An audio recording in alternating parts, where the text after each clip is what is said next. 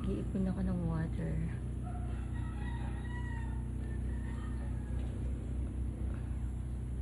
Nawalan kami ng kuryente. No electric.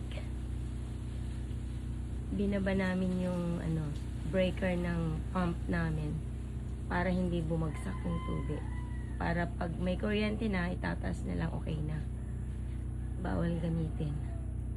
Pero nagamit ko kagabi, ewan ko lang, baka bumaon na yung tubig.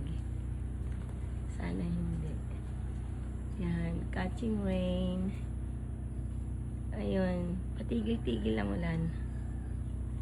Pabugso-bugso pa rin ang hangin. Ayan, yung mga flowers. Nagbaw na sila. Naku. Ayan. 65 degrees ang hangin. Kahapon.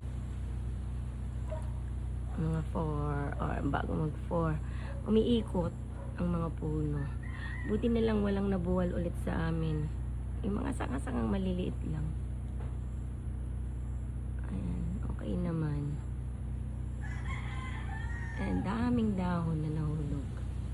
Sobra. Ayan. Nasira yung mga dragon fruits sa pag-ulan at pag-araw. Inayos ko na yung iba. Naka-survive na.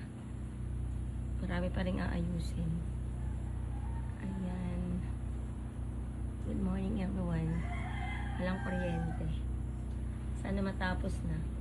Maayos para may kuryente bukas. Ay, mamayang gabi. Okay, thank you. Thanks for watching. See you again.